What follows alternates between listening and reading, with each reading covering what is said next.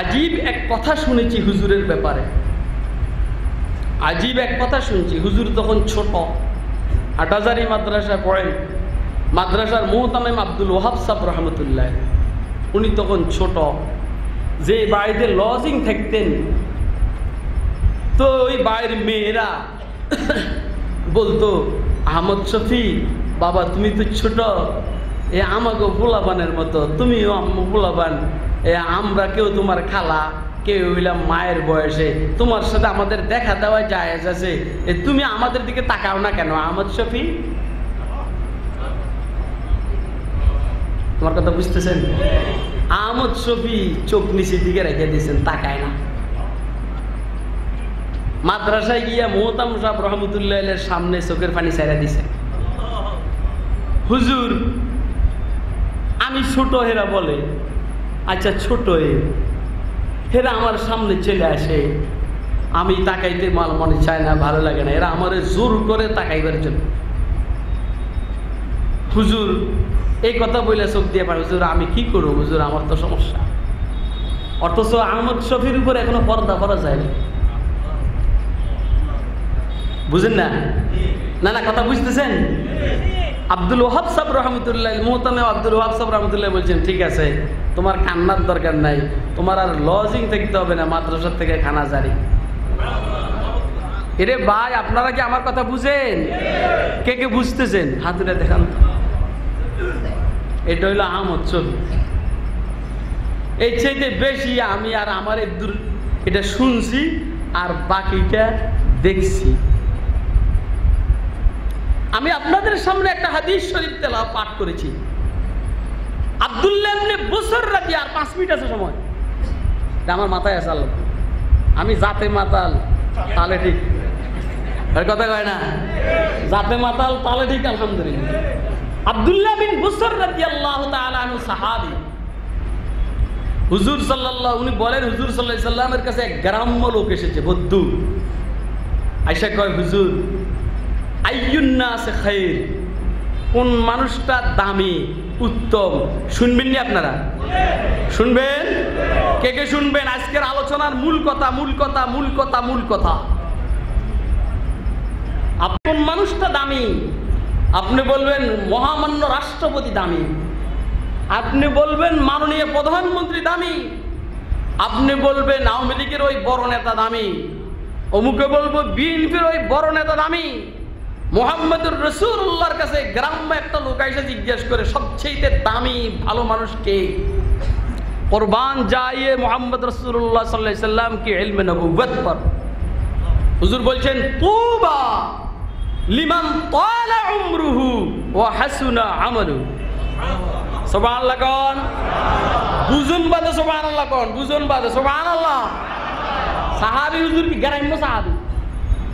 সাহাবায়ে কেরামের মেজাজ দেখছেন আপনি? হুজুর টাকার মালিক কেমনে হওয়া যায় এটা না, নির্বাচিত কিভাবে হওয়া যায় এটা না। আচ্ছা জিজ্ঞেস করে হুজুর ভালো মানুষকে, সবচেয়ে দামি মানুষকে?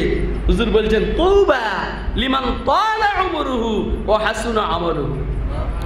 যে লোকটা অনেক বয়স পাইছে তার জন্য সুস্বাগতম, পাশাপাশি আমলও অনেক সুন্দর।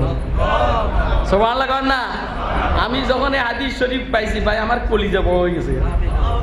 তুবা লিমান তালা উমরুহু ওয়া হাসুনা আমালুহু।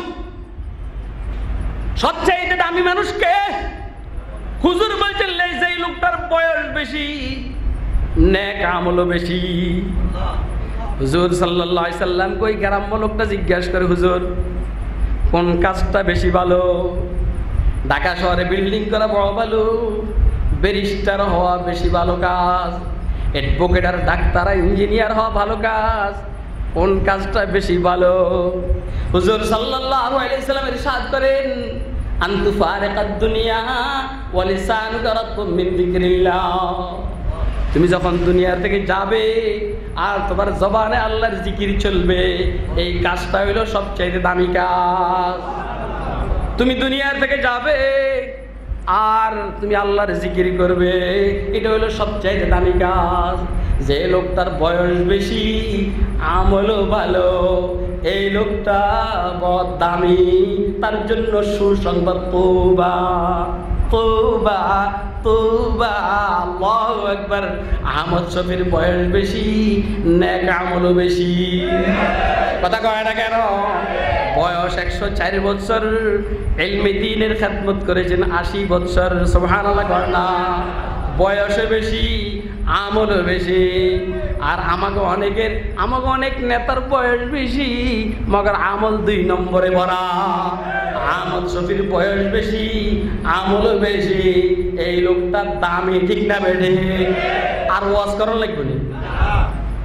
ইলমে হাদিসের খেদমত এই বয়সের ভিতরে আছে, ইলমে তাফসীরের খেদমত এই বয়সের ভিতরে আছে, ইলমে ফিকহের খেদমত এই বয়সের ভিতরে আছে, তাজকিয়ায়ে নফসের খেদমত এই বয়সের ভিতরে আছে, তাসাউফের খেদমত এই বয়সের ভিতরে আছে, সিয়াসতের খেদমত এই বয়সের ভিতরে আছে, খতমে নবুয়তের খেদমত এই বয়সের ভিতরে আছে, কাদিয়ানীদেরকে অমুসলিম ঘোষণার খেদমত এই বয়সের ভিতরে আছে। দোস্ত, আবার বেদাতের বিরুদ্ধে সীসা ডালা প্রাচীরের ন্যায় দাঁড়িয়েছিলেন দণ্ডায়মান, এই খেদমত বয়সের ভিতরে আছে। লিখুনির খেদমত এই বয়সের ভিতরে আছে। ইয়া আল্লাহ, জিকির আজকারের খেদমত এই বয়সের ভিতরে আছে। যেহেতু বয়স 104 বছর, তার মানে বঙ্গবন্ধুর থেকেও 4 বছর বড়। এই যদি হয় অবস্থা, বর্তমান সারা বাংলাদেশে নয়, আমার মনটাই বলে সারা দুনিয়াতে এত লম্বা বয়স ওয়ালা কোনো মুলবি নাই। অতএব সারা দুনিয়াতে এত বেশি দামি মানুষ মনে হয় দুনিয়াতে না। আমি এটা বানান্ন কথা বলি নাই। রসুল বলছেন যে লোকটার বয়স বেশি, নেক আমল বেশি, সে দামি। আহমদ শফির মতো 104 বছর বয়সী মুলবিও নাই, এত খেদমত নাই, এর চাইতে দামিও নাই। কথা কি আপনারা বুঝছেন? কে কে বুঝছেন?